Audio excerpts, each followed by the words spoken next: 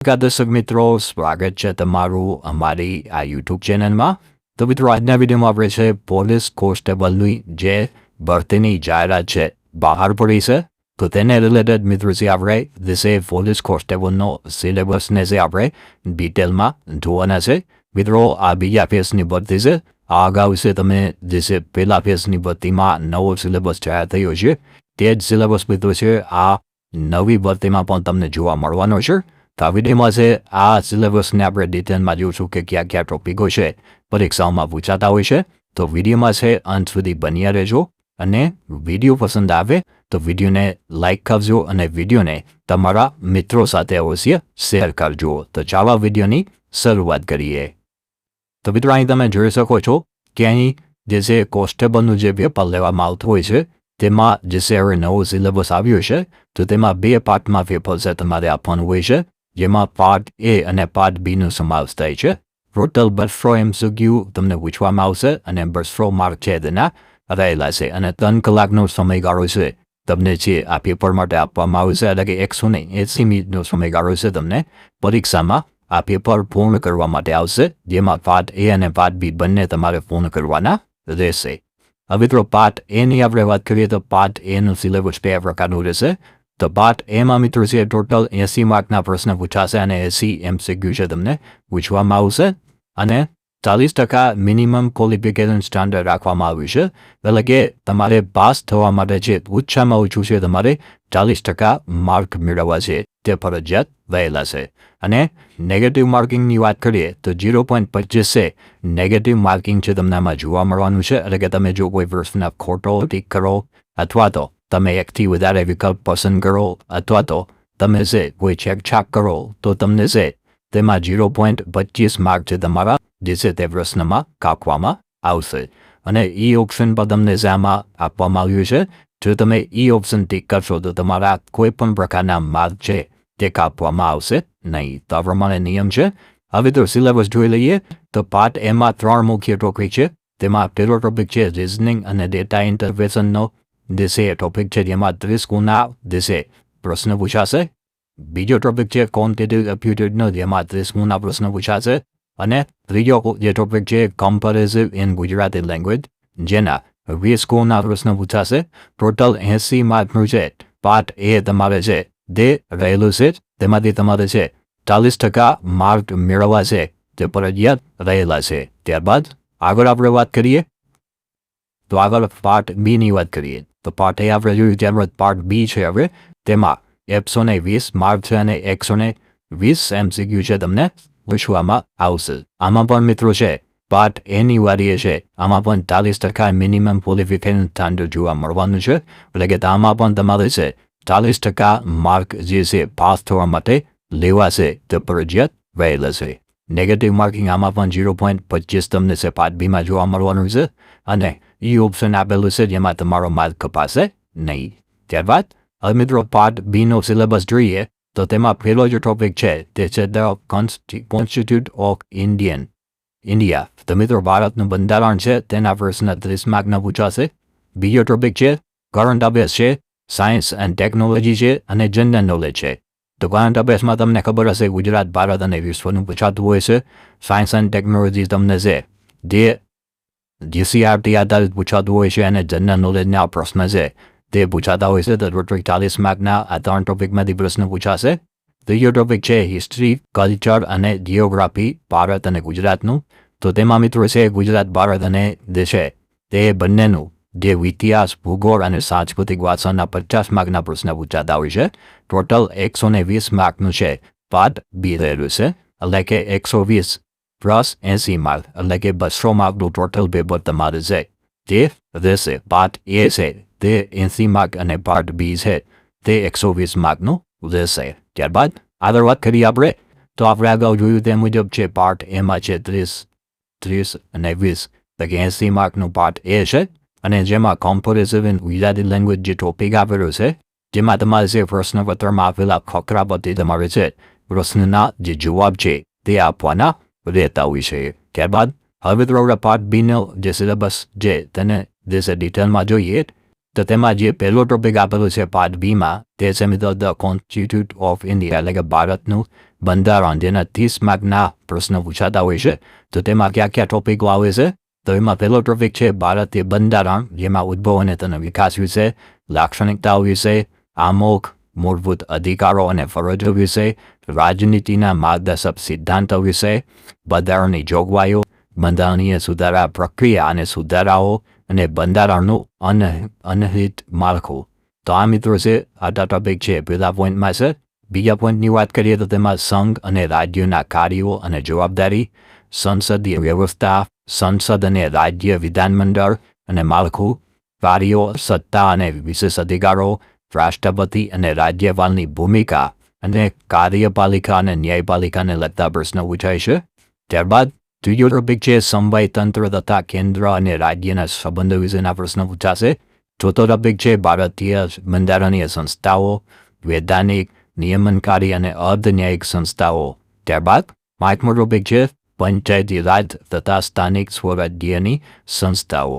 ત્યારબાદ આગળ વાત કરીએ તો બીજો ટોપિક છે current affairs, science and technology અને જનરલ નોલેજનો, જેના 40મુના પ્રશ્ન પૂછાય છે. તો કરંટ અફેર્સમાં તમને ખબર છે કે રોજબરોજના જે બનાવો બનતા હોય છે કરંટમાં તે પ્રશ્ન પૂછવાતા હોય છે, જેમાં ગુજરાત, ભારત અને છે વિશ્વ લેવલના પ્રશ્નો છે કરંટ અફેર્સના પૂછાતા હોય છે. ત્યારબાદ બીજો ટોપિક એમાં છે વિજ્ઞાન અને ટેકનોલોજીનો, તો તેમાં રોજબરોજના વિજ્ઞાન અને ટેકનોલોજીના લગતા પ્રશ્નો પૂછાતા હોય છે, જેમાં આપણે જોઈએ તો ખાદ્ય સામગ્રીમાં પ્રાપ્ત સ્થાન અને આહારના ઘટકો, પાક ઉત્પાદન અને વ્યવસ્થાપન, અન્નસ્ત્રોતોમાં સુધારણા. બીજો ટોપિક છે સજીવોના લક્ષણો, સજીવોમાં વિવિધતા, પોષણ, અનુકૂલન, સજીવોમાં વિવિધ અંગો અને તંત્રો અને સજીવોનું સંરક્ષણ. ત્રીજો ટોપિક છે આપણી આસપાસ થતા ફેરફારો, જેમાં ભૌતિક અને રાસાયણિક ફેરફારો. ચોથો ટોપિક છે અંતર, ગતિ, બળ, દબાણ, ઘર્ષણ, ગુરુત્વાકર્ષણ, કાર્ય અને ઉર્જાને લગતા પ્રશ્ન પૂછાય છે. પાંચમો ટોપિકની વાત કરીએ તો વિદ્યુત અને પરિપથ, વિદ્યુત પ્રવાહ અને તેની અસરોને લગતા પ્રશ્ન છે તે પૂછાતા હોય છે. ત્યારબાદ આગળનો ટોપિક જોઈએ, આગળ વાત કરીએ આગળ. છઠ્ઠા નંબરનો પોઈન્ટ છે કુદરતી અને કૃત્રિમ રેસા, કાપડ અને પ્લાસ્ટિક. સાતમો ટોપિક છે એસિડ, બેઝ અને ક્ષાર. આઠમો ટોપિક છે ચુંબક, ઉષ્મા, ધ્વનિ, દહન, ધાતુ, અધાતુ, કોલસો અને પેટ્રોલિયમ. નવમો ટોપિક છે સૂક્ષ્મજીવો, સ્વસ્થ શરીર, રોગ અને તેના કારણો. 10મું છે હવા અને તેનું બંધારણ, પવન, વાવાઝોડું, ચક્રવાત, હવામાન અને આબોહવા અને હવાનું પ્રદૂષણ. 11મો ટોપિક છે પાણી અને તેના પ્રાપ્તિ સ્થાનો, જળચક્ર, અતિવૃષ્ટિ, અનાવૃષ્ટિ, જળ સંગ્રહ, જળ સંરક્ષણ અને જળ પ્રદૂષણ. 12મો ટોપિક છે કચરાનો સંગ્રહ અને નિકાલ. 13મો ટોપિક છે ભૂમિ, જંગલ અને તેનું મહત્વ, કુદરતી સ્ત્રોતો, ઉર્જાના સ્ત્રોતો, જૈવ ભૂ રાસાયણિક ચક્રો. ત્યારબાદ 14મો ટોપિક છે તારાઓ અને સૂર્યમંડળ. 15મો ટોપિક છે પર્યાવરણ અને તેને જાળવણી, પ્રદૂષણ અને તેનું નિયંત્રણ. ત્યારબાદ આગળનો ટોપિક છે તે છે હિસ્ટ્રી, કલ્ચર અને જિયોગ્રાફી. એમાં ઇતિહાસ, સાંસ્કૃતિક વારસો અને ભૂગોળ ગુજરાતનું અને ભારતનું, જેના 50 પ્રશ્ન છે તે પરીક્ષામાં પૂછાવાના છે. તો તેમાં કયા કયા ટોપિકો છે તે જોઈ લઈએ. તો પહેલું છે સિંધુકીય સભ્યતા, બીજું છે વૈદિક યુગ, ત્રીજું છે જૈન અને બૌદ્ધ ધર્મ, ચોથું છે ગણરાજ્યો અને પ્રથમ મગધ સામ્રાજ્ય, પાંચમું છે મધ્ય એશિયા સાથેના સંપર્કો અને તેના પરિણામો. ત્યારબાદ આગળ આપણે વાત કરીએ તો છઠ્ઠું છે હરિયંક, નંદ, મૌર્ય, શુંગ, કર્ણવ, શક, કુષાણ, સાતવાહન, ગુપ્ત, અશ્વધન, પલ્લવ, ચાલુક્ય, ગુર્જર પ્રતિહારો, ચોર, પાલ, દિલ્હી સલ્તનત, મુઘલ સામ્રાજ્ય, વિજયનગર સામ્રાજ્ય, મરાઠા તથા અન્ય ભારતીય રાજાઓ તથા રાજવંશો અને તેના શાસકો, તેના વહીવટીતંત્ર, આર્થિક સામાજિક પરિસ્થિતિ, ધર્મ, સાહિત્ય, કલા અને સંસ્કૃતિનો સમાવેશ થાય છે. સાતમો ટોપિક છે ભારતમાં યુરોપિયન વેપારી કંપનીઓનું આગમન થતાં સર્વોચ્ચતા માટેનો તેનો સંઘર્ષ. આઠમો ટોપિક છે ભારતમાં કંપની શાસન જે આવ્યું છે તેના લગતા પ્રશ્ન. નવમો છે 1857નો બળવો અને ભારતમાં બ્રિટિશ રાજનું સીધું શાસન. 10મો ટોપિક છે ભારતની સ્વતંત્રતા માટેની ચળવળ તથા સ્વતંત્ર પ્રાપ્તિ થયા તા પ્રાપ્તિ તથા આઝાદી વચ્ચેનું ભારત. ત્યારબાદ 11મો ટોપિક છે 19મી અને 20મી સદીમાં ભારતમાં ધાર્મિક અને સામાજિક સુધારણા આંદોલનો થયા છે તેને લગતા પ્રશ્નો. 12મો ટોપિક છે ગુજરાતના રાજવંશો અને તેના શાસકો, વહીવટી તંત્ર, આર્થિક સામાજિક પરિસ્થિતિ, ધર્મ, સાહિત્ય, કલા અને સંસ્કૃતિને લગતા પ્રશ્નો પૂછાશે. ત્યારબાદ આગળ વાત કરીએ તો ગુજરાતની અને ભારતની ભૂગોળમાં કેવા પ્રશ્ન પૂછાશે. તો પેલું છે સામાન્ય ભૂગોળ, તેમાં સૂર્યમંડળના ભાગરૂપે પૃથ્વીની ગતિ, સમય અને ઋતુની વિભાવના, પૃથ્વીની આંતરિક સંરચના, મુખ્ય ભૂમિ સ્વરૂપો અને તેની લાક્ષણિકતાઓ, વાતાવરણની સંરચના અને સંગઠન. ત્યારબાદ આબોહવાના તત્વો અને પરિબળો, વાયુ સમયુજ અને વાતાગ્રહ, વાતાવરણીય વિભોગ, આબોહવાકીય બદલાવ, મહાસાગરો જેમાં ભૌતિક, રાસાયણિક અને જૈવિક લાક્ષણિકતાઓ, જલીય આપત્તિ, દરિયાઈ અને ખંડીય સંસાધનો. ભૌતિક ભૂગોળની આપણે વાત કરીએ તો તેમાં છે તે મુખ્ય પ્રાકૃતિક વિભાગો ભૂકંપ, ભૂસ્ખલન, ચક્રવાત, પૂર તથા અન્ય કુદરતી આફતો, વિવિધ આબોહવા પ્રદેશ, કુદરતી વનસ્પતિ, રાષ્ટ્રીય ઉદ્યાન અને અભયારણ્ય, જમીનના મુખ્ય પ્રકારો, ખડકો અને ખનિજનો સમાવેશ થાય છે. ત્યારબાદ આગળ વાત કરીએ તો આગળ છે મિત્રો સામાજિક ભૂગોળ, જેમાં વસ્તી વિસ્તરણ, વસ્તી ઘનતા, વસ્તી વૃદ્ધિ, સ્ત્રી પુરુષ પ્રમાણ, સાક્ષરતા, જનજાતિઓ, નૃજાતિ સમૂહ, ભાષાકીય સમૂહનો સમાવેશ થાય છે.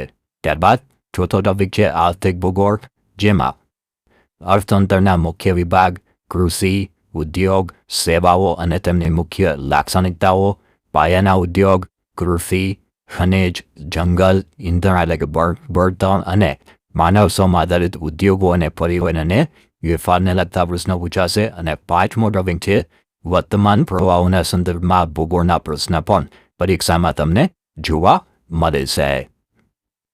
ત્યારબાદ સાંસ્કૃતિક વારસાની આપણે વાત કરી લઈએ તો સાંસ્કૃતિક વારસામાં કયા પ્રકારના ટોપિકો આવી શકે. તો તેમાં પહેલો ટોપિક છે ભારત અને ગુજરાતનો જે સાંસ્કૃતિક વારસો, જેમાં કળા સ્વરૂપો, સાહિત્ય, શિલ્પ, સ્થાપત્ય, સંગીત અને નૃત્ય ઇત્યાદિનો સમાવેશ થાય છે. બીજો ટોપિક છે ભારતીય જીવન પરંપરાઓ, મેળાઓ, ઉત્સવો, ખાણીપીણી, પોશાક અને પરંપરાઓનો સમાવેશ થાય છે. બીજો ટોપિક છે ગુજરાતના સંગ્રહ સ્થાનો, જેમાં પુસ્તકાલય પ્રવૃત્તિ, સાંસ્કૃતિક, ધાર્મિક, સાહિત્યિક મહત્વ રહેલું છે. ત્યારબાદ ચોથું છે ગુજરાતી રંગભૂમિ, જેમાં નાટકો, ગીતો અને નાટ્ય મંડળીઓ. પાંચમું છે આદિવાસી જનજીવન, જેમાં તહેવારો, મેળા, પોશાક અને ધાર્મિક વિધિઓનો સમાવેશ થાય છે. છઠ્ઠું છે ગુજરાતી સાહિત્ય, જેમાં પ્રવાહો, વળાંકો, સાહિત્યકારો, સાહિત્યિક રચનાઓ અને સાહિત્યિક સંસ્થાઓનો સમાવેશ થાય છે. સાતમો ટોપિક છે ગુજરાતના તીર્થ સ્થળો અને પર્યટન સ્થળોનો છે તે સમાવેશ થાય છે.